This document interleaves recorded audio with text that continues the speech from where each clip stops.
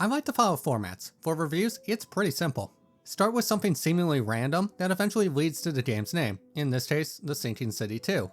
After this, I asked a question, with one response being my feelings and the other being the opposite. Next, I moved to narrative, gameplay, random stuff, and some kind of conclusion. With this game, well, my title tells you I didn't like it, and I only have one positive thing to say, so instead, I'm going to start with what I liked, and then tell you everything I think is wrong with The Sinking City 2.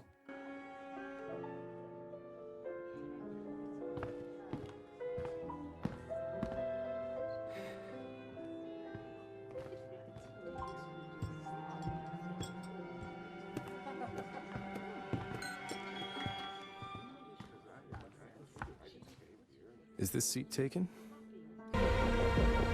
At the start, there's an option for investigations, either Breezy or Brainy. Supposedly, the only benefit is highlighted text and matching evidence icons. This likely makes little to no sense without context, so let's start there. Every location has a series of documents that help solve a variety of puzzles. These documents can be found in the investigation space, and the goal is to collect enough to solve the puzzle. This is where those options start to come into play. On Brainy, players need to read and match every document. Take the bell puzzle. One mentions the lock code is when the bell was made, another gives the year it was made, and the third mentions it was completed 10 years later. So, you link these three, take the year, increase it by 10, and finally input that number in the lock. All Breezy does is simplify the middle steps. Instead of having to reread each document, it just tells you which ones go together.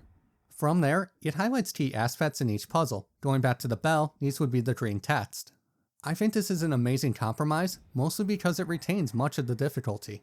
Sure, the bell is a poor example of this, but many other puzzles require a decent bit of problem solving. Take the other church puzzle. One document mentions different names in a specific order. The other document explains which symbol corresponds with the aforementioned names. You still need to write down the intended order, use the other document to translate them into symbols, and finally match symbols to the obelisk. I also like this approach to puzzles in general. They really capture that vibe I associate with this genre. All around, really well done. Now, let's get to the negatives. Obviously, starting with narrative.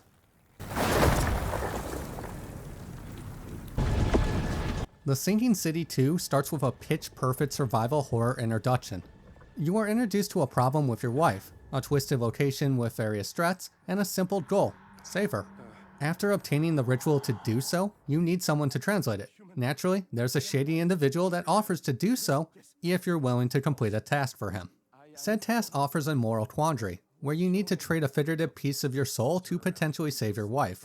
Obviously, the task is ultimately completed, serving to show how deep your convictions run. With the ritual translated, it's performed and players are transported into another game.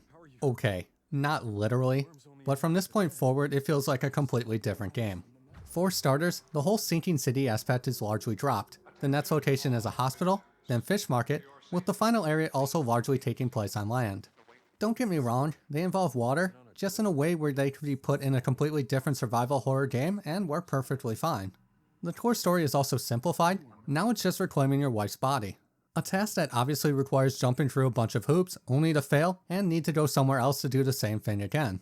All of this builds to a really underwhelming conclusion, one that reminds me of one of my favorite manga series, though let's leave it there to prevent further spoilers. I'd honestly be okay with a lot of these things, they just don't work well as a whole. For example, several side quests flesh out the final reveal. Without that context, it probably feels out of place.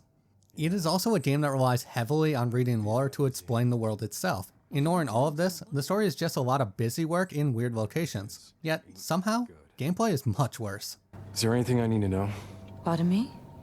You and me, we've seen a lot of things, done a lot of things, but this is something else. So if you know anything, about what's going on, please tell me. At first, The Sinking City 2 offers a traditional survival horror experience. Players are asked to defeat a handful of enemies with a finite amount of space and resources. It was a game that rewarded accurate shots, smart plays, and clever utilization of resources. Mind you, it wasn't perfect, it was just flawed in a way I'd be willing to overlook given the genre, like defeating certain enemies has their slivers escape to a different host. As a result, it wasn't uncommon to be attacked from behind. Not fun, but hey, it's a horror game. It also expertly utilized anticipation to their advantage. Several locations have an unnerving sound or themes that shift in the background. Most don't result in an encounter, so you're never quite sure if that rustle is a trick or impending doom. Excellent stuff, really. Now, around the time the ritual occurs, it shifts to a slow-moving and tedious action game, and it's at this point that Kratz can be seen from space.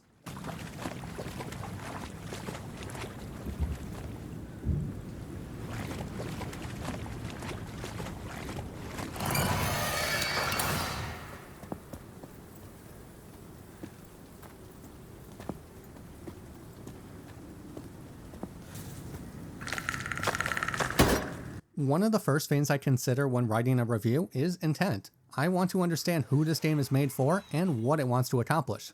Let's look at a few of my recent reviews. Dustfade wanted to capture that PlayStation 2 action-adventure vibe, which it absolutely managed to do. Yeah, faster!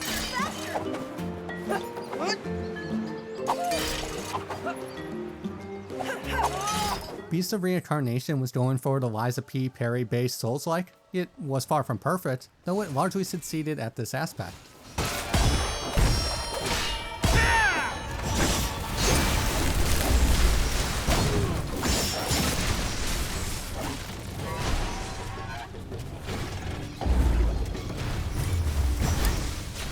Tensha Attacked was a really interesting one.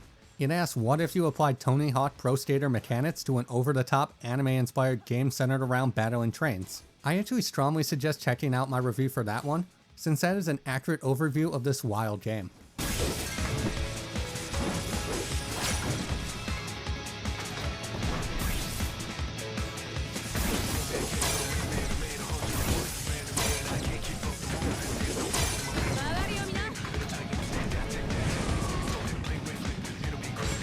Anyway, I legitimately have no clue what the Sinking City 2 wants to be.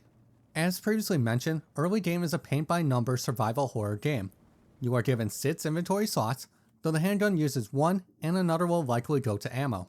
4 for healing, resources that can make bullets or healing items isn't terrible. Worst case, it encourages using items and clever utilization of space. However, key items also take up a spot. Now, I wouldn't mind this design if it wasn't at odds with itself. Like, there's a resource needed to open a specific type of chest. I can leave it in my reserves, or I can take it with me. Upside is any one I might find along the way can be open, with the downside being the inventory space is now 3. Given 2 items are needed to craft, you're really not given many options. Along the way are various upgrades. In theory, this should resolve the issue, yet somehow it exasperates it. Something that shouldn't make sense, yet I assure you, it does. Take the first area. There's an inventory upgrade item at the church, so you'll quickly move to 8. However, as soon as you reach the next story area, you'll obtain a shotgun. This uses 2 slots, so you break even. Though, obviously, shotguns need ammo, meaning another slot is needed for that ammo type, making the shotgun a net negative. Said negatives can be countered by simply not using one of these weapons. Doing so will make things harder in other ways, as this is also the section where things shift to a more action-oriented design. Like, you go into a nearby building and get ambushed by roughly 5 enemies, followed by around 4 more when exiting. All in a game where it takes like 5 handgun or 2 shotgun shots to defeat a normal enemy. If that isn't bad enough, design largely works against players. Instead of having a curated assortment of resources, items are randomly generated. At least, anytime I wiped I would get different items. Meaning, I don't have set variables I can use to devise a plan. Some might like this, and I would be fine if 9 enemies were 4, but in this context it just does not work. Somehow, later sections double down on these flaws. Another early optional mission involves printing plates. There are 3 of them, meaning you just lost 3 bad spots. If you hold an item for opening a chest, along with ammo, you're left with 1 or 2 slots depending on which weapon is selected. Worse still is how the game doesn't seem to give you a break. Any item removed from your bag is destroyed, so I couldn't drop ammo, pick up a different item, craft something, and then collect my dropped ammo. It is either use it or lose it. This level of resource management is simply oppressive and unenjoyable. Even if I could devise tactics that utilize a small subset of key items, simply backtrack if I run into a new obstacle, and calculate everything out on a map, this isn't exactly peak gameplay design. Where this stuff really becomes a problem are later sections. Take the gauntlet towards the end of the game. Just glancing at my footage shows at least 15 enemies to defeat. There, even some basic enemies took 11 handgun shots plus a stomp to defeat. That works out to being over 100 bullets needed to withstand this gauntlet, in a game where your inventory size is dictated by doing optional tasks, and I was working with 12. That also sounds like a lot, though 3 went to key items, and I lost half to weapons. Fun fact, ammo for each with the key items would match me. Admittedly, I think this section is meant to be a run and leave part, where you're supposed to get overwhelmed, force you to prioritize the objective, and leave as soon as possible. Yet, it is also designed in a way that destroys the illusion of this being a survival game. Anytime a gauntlet is presented, players are given unlimited resources. I can endlessly run around, open boxes, and eventually get enough health and ammo to defeat everything. It turns combat into this really terrible battle of item management. Like, what exactly is the thought process? Make it exactly like One Piece, seemingly insane states that are undermined by a wide variety of conveniences that turn a desperate battle into a tedious detour? That also doesn't get into some of the weirder items, like it's possible to get a second wind. That is exactly what I want in my horror game, an item that will save me in the event a monster bests me.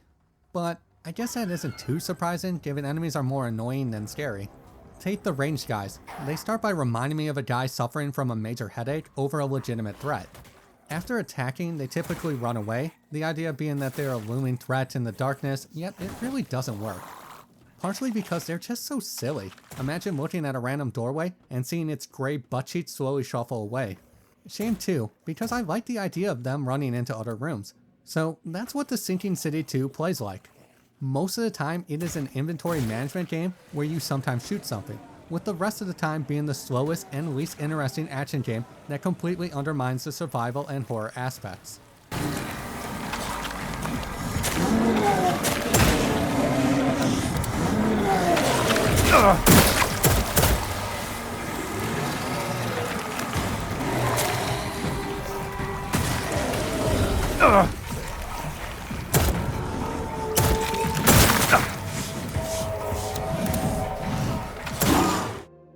Usually, I end these reviews by talking about who might enjoy the game, so I suppose I should do that. If you create content and want an experience that is easy to make fun of, The Sinking City 2 is a fantastic choice. I also suppose if you wanted a survival horror game that has minimal survival and questionable horror sandwiched around a largely irredeemable story, it is also a solid choice. Beyond that, I really don't see any appeal, which is a shame. I usually try to keep my reviews professional, yet this one makes it so hard. I mean, when it largely fails at every fundamental juncture, what else is there to say? But this is just how I feel, and would honestly love to hear some contrasting opinions. I'm sure there is someone out there who legitimately enjoys this experience, and perhaps it's really a subjective thing. Hey, thanks for watching. If you found this helpful, don't forget to leave a like, and for more content, please subscribe.